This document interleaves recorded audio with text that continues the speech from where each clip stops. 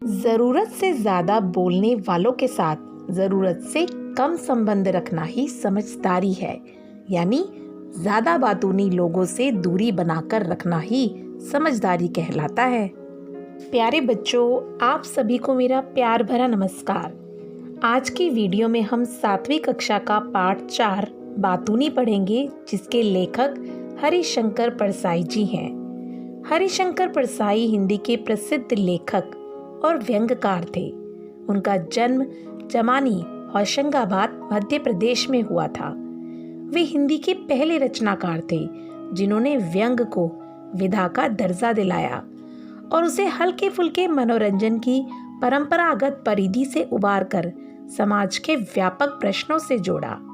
उनकी व्यंग रचनाएं हमारे मन में गुदगुदी ही पैदा नहीं करती, बल्कि हमें उन सामाजिक वास्तविकताओं के आमने सामने खड़ा कर देती हैं जिनसे किसी भी व्यक्ति का अलग रह पाना लगभग असंभव है।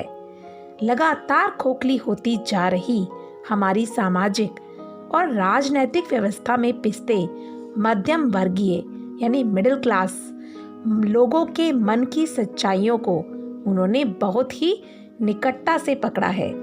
उनकी भाषा शैली में खास किस्म का अपनापन है, जिससे पाठक यह महसूस करता है कि लेखक उसके सामने ही बैठा है।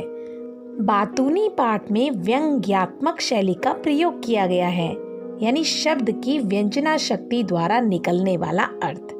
देखो बच्चों, किसी को चिढ़ाने, दुखी करने या नीचा दिखाने के लिए कही जाने वाली ऐसी बात जो सीधे शब्दों में ना कहकर या विपरीत रूप की होने पर भी उक्त प्रकार का एक अभिप्राय या आशय स्पष्ट करती हो, यानी किसी को डायरेक्ट ना कहकर इनडायरेक्ट वे में अपनी बात कह देना, समझा देना, वह व्यंग्यात्मक शैली कहलाता है।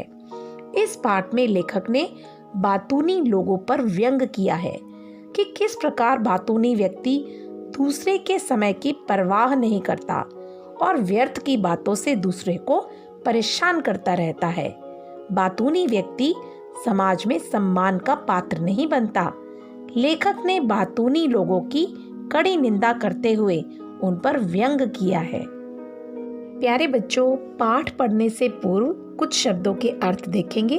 सज्जन यानी भला आदमी, घबराहट, बेचैनी, संयोग, भाग्य से, आमतौर, ज्यादातर, भुगतना, सहन करना, सहर्ष, खुशी से, सुविधा, सुविधा, खुद, स्वयं, संक्षेप, थोड़े में कोई बात कहना, पोस्ट ऑफिस, डाकखाना, विवरण, वर्णन, फर्म, कंपनी, परिणाम, फल, अधिकार, हक। तो चलिए बच्चों, पाठ की शुरुआत करते हैं और देखते हैं कि लेखक किस बातूनी के बारे में बात कर रहे हैं। आदमी सुविधा खोजने में मारा जाता है। सुविधा यानी सुविधा। सहूलियत खोजने के लिए इंसान कई बार अपने ही पैरों पर कुल्हाड़ी मार लेता है। उस शाम अगर मैं खुद जाकर लिफाफा पोस्ट ऑफिस में छोड़ देता तो वह कष्ट ना होता जो तभी से भुगत रहा हूँ। उस शाम मुझे यानी लेखक को एक लिफाफा जरूरी छोड़ना था। मैं बाहर निकला। पोस्ट ऑफिस बंद होने का समय हो रहा था। सामने में एक सज्जन, जिन्हें बाद में लेखक ने कभी सज्जन ही नहीं कहा, साइकिल पर जाते हुए दिखे। मैंने उन्हें रोककर कहा, जरा एक लिफाफा लेकर इस कागज को उसमें रखकर यह पता लिखकर डाक में छोड़ दीजिए। उन्होंने कहा, सहर्ष यानी खुशी से। बस उनके सहर्ष ने मेरा हर्ष तभी से जो छीना है वह तो आज तक वापस नहीं मिला। यानी उस सज्जन ने बड़ी प्रसन्नता से स्वीकार कर लिया कि वह लेखक का यह कार्य कर देंगे, लेकिन उनकी इस स्वीकृति ने लेखक की खुशी छीन ली। कैसे, चलिए देखते हैं। दूसरे दिन वे दिख गए तो मैंने पूछा, वह चिट्ठी डाल दी थी? यानी लेखक को जब वह सज्जन दिखे तो लेखक ने उनसे पूछा कि क्या तुमने वह चिट्ठी डाल दी थी, पोस्ट कर दी थी? अब देखो बच्चों, लेखक के इस प्रश्न का उत्तर ज़्यादा से ज़्यादा कितना लंबा हो सकता है? यही कि हाँ साहब, मैंने आपकी चिट्ठी टिकट लगाकर पता लिखकर पोस्ट ऑफिस के लाल लेटर बॉक्स में छोड़ दी थी। बस, इससे ज़्यादा तो नहीं हो सकता। लेकिन देखो बच्चों, हमारे बातूनी सज्जन इस छोटे से सवाल का कितना लंबा जवाब देते हैं। अब देखो, उन्होंने यह जवाब दिया, मैं पोस्ट ऑफिस पहुंचा साहब, देखता हूँ कि पोस्ट ऑफिस तो बंद हो चुका है। अब मैं बड़ा परेशान, करूँ तो क्या करूँ? आपकी चिट्ठी भी जरूरी थी। आपने पहली बार तो कोई काम बताया। इतने दिनों से आप यहाँ रहते हो, पर सेवा का कोई मौका ही नहीं मिला था। अब मैंने कहा, चाहे आकाश टूट जाए और पृथ्वी फट पड़े, लेकिन आपका लिफाफा जरूर डालूंगा। तो साहब, मैं बाहर निकला। अब मैं कहूँ कि मैं जाऊं तो कहाँ जाऊं? इतने में साहब मेरी नजर पड़ी साहनी मेडिकल स्टोर पर। वहां पर साहनी बैठा था। मैं वहां गया। साहनी मेरा कई साल से दोस्त है। आप नहीं जानते, उसके फादर मेरे फादर के बड़े अच्छे दोस्त थे। बाद में उसके फादर को एक दिन दिल का दौरा पड़ा। ये सब आजकल दिल की बीमारी का भी बड़ा फैशन चल पड़ा है। अब देखो बच्चों, बातूनी सज्जन यहाँ पर दिल की बीमारी को भी फैशन बता रहे हैं, यानी कि हार्ट अटैक, ये भी आजकल फैशन चल पड़ा है। बातूनी सज्जन साहनी मेडिकल स्टोर पर गए और उन्होंने साहनी से कहा, यार साहनी, लिफाफा है तो दे दे। साहनी ने कहा, लिफाफा तो नहीं है, टिकट है। अब सज्जन ने कहा कि ला, टिकट ही दे दे। अब देखो, बातूनी सज्जन ने टिकट हाथ में कर ली। अब लिफाफा कहाँ से लाएं? अब बाहर खड़े खड़े वो परेशान हो रहे थे कि लिफाफा कहाँ से लाएं। उन्हें घबराहट होने लगी और आखिरी डाक निकलने का वक्त हो रहा था। अब लिफाफा नहीं मिला तो क्या करेंगे? अब वो मनी मन प्रार्थना करने लगे कि हे भगवान, तू ही रास्ता बना। मैं तो इस गाड़ी से लिफाफा छोड़कर ही रहूंगा, चाहे मुझे स्टेशन ही क्यों न जाना पड़े। अब देखो बच्चों, बातूनी सज्जन अपने मन में सोच रहे हैं कि गाड़ी चल दी होगी तो उसे रोककर लिफाफा छोड़ दूंगा, पर लिफाफा मिले कहाँ से? अब देखो, अचानक उन्हें राजू दिखाई दिया। वही राजू जो किताबों का एजेंट है। उसके हाथ में बस्ता था। अब सज्जन ने सोचा कि इसके पास जरूर लिफाफा होगा। उन्होंने उससे कहा, यार राजू, एक लिफाफा दे दे। राजू ने कहा, यार लिफाफा तो है, पर उस पर फर्म यानी कंपनी का नाम छपा है। अब सज्जन ने कहा, कोई बात नहीं, मैं उसे काट दूंगा। और उन्होंने उससे लिफाफा ले लिया। अब जेब में हाथ लगाया तो कलम नहीं था। अब सज्जन ने कहा कि अजीब बेवकूफ हूं, काम तो ले लिया और कलम यानी पेन नहीं लाया। भाग्य से राजू के पास पेन था। अब सज्जन ने उससे कहा कि यार पेन दे दे, और उसने फौरन निकाल कर दे दिया। राजू में इतनी अच्छी बात थी कि उसके पास जो चीज होती थी वो फौरन दे देता था। अब देखो बच्चों, आप सोच रहे होंगे कि उस सज्जन ने अब एड्रेस यानी पता लिखकर चिट्ठी पोस्ट कर दी होगी और उनका जवाब समाप्त हो गया होगा, लेकिन नहीं। अभी वो अपनी बात लेखक से और आगे विस्तार से कहते हैं। क्या कहते हैं कि अब मैं कहूँ कि काहे पर रख कर लिखूं, यानी पता लिखने के लिए नीचे क्या रखें।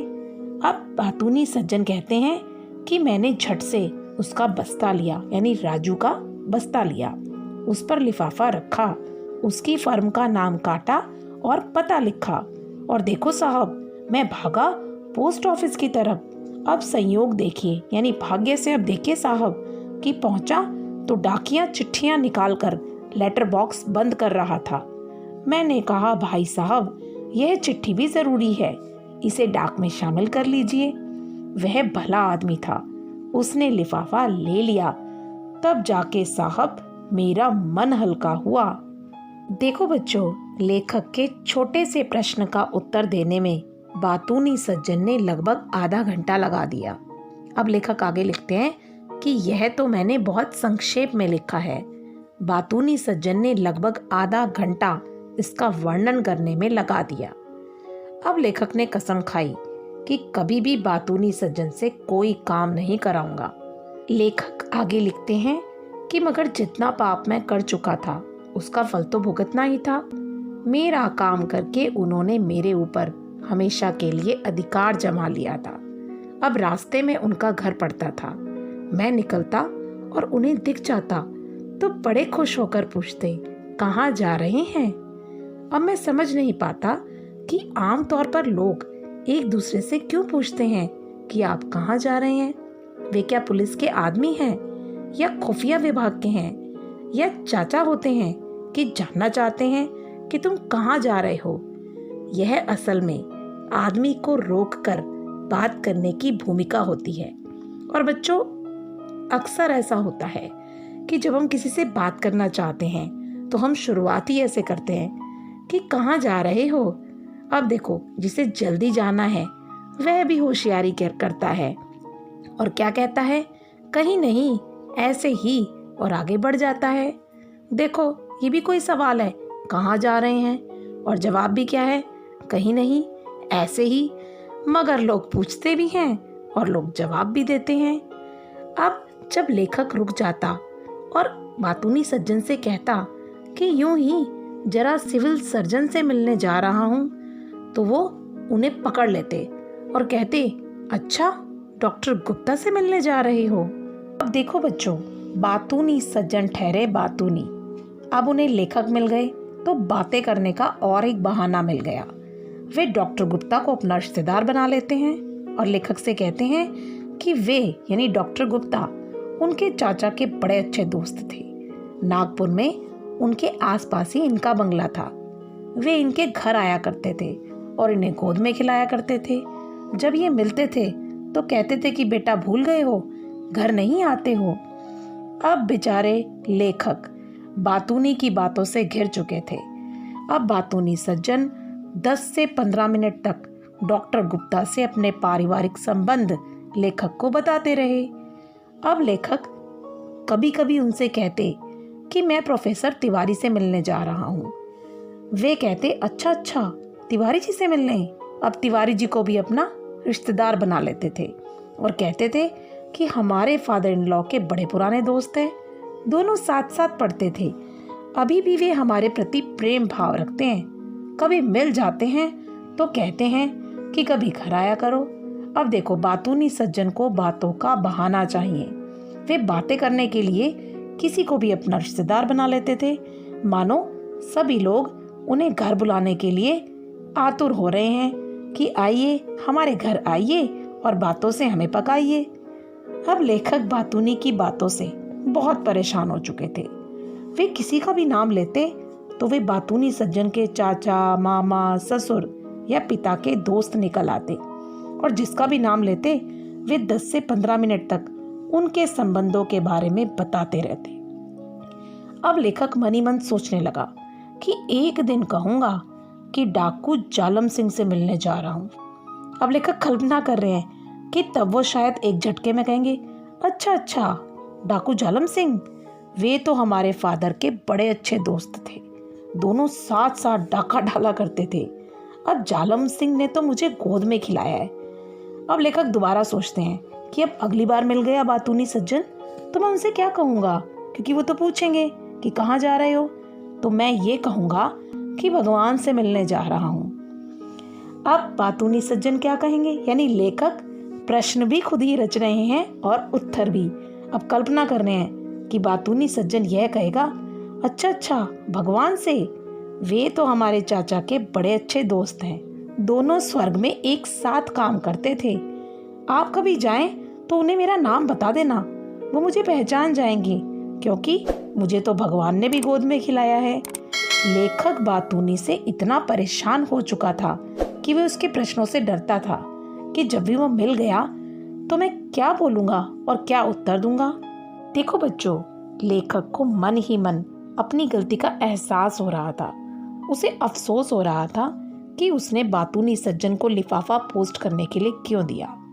वह बातूनी की बातों से बहुत परेशान हो चुका था। जहाँ भी उसको बातूनी मिलता था वह अपनी बातों से उसे पकाता था और उसका समय व्यर्थ करता था। अब लेखक की यह हालत थी कि वह उस रास्ते को छोड़कर करीब आधा मील का चक्कर लगाकर जाता था ताकि बातूनी सज्जन उसे ना दिखे। लेखक जिससे बचते बचाते फिर रहे थे, आखिर एक दिन वह फिर से उनसे टकरा गए। एक दिन उन्हें बातूनी सज्जन बाजार में मिल गए। अब कहने लगे, आजकल आप दिखाई नहीं देते हो।